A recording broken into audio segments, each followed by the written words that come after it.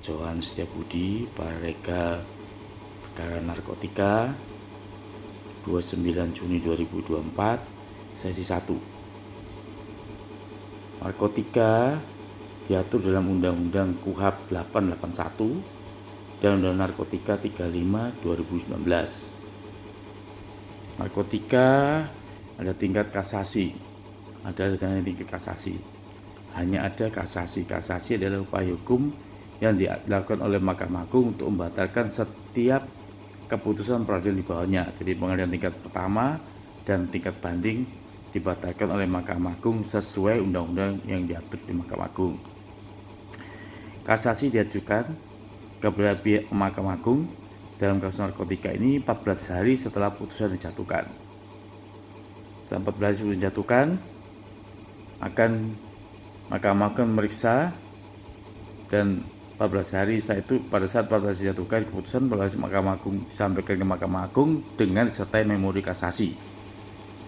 Dan Mahkamah Agung akan memeriksa, kewenangan Mahkamah memeriksa dari memori kasasi ini apakah ada satu, tidak wewenang atau melampaui wewenang. Kedua, salah mengetapkan hukum atau salah memeriksa alur hukumnya, fakta hukumnya. Ketiga, apakah ada satu kelalaian yang dalam peraturan undang-undangan yang menyebabkannya terancam batalnya putusan demi hukum. Dalam kasasi ini diajukan oleh pihak, memori kasasi oleh pihak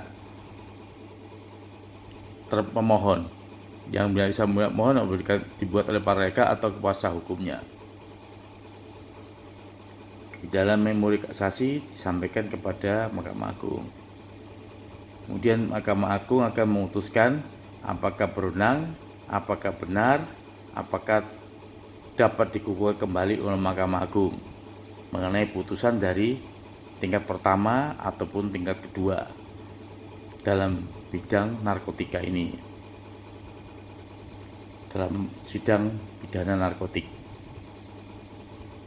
Apabila dalam putusan bebas tidak dapat dikasasi, dan putusan mengenai bebas dan lepas dari segala tuntutan itu dapat langsung dikatakan, begitu dikasasi langsung dapat dikatakan punya kekuatan hukum tetap dan dapat dijalankan.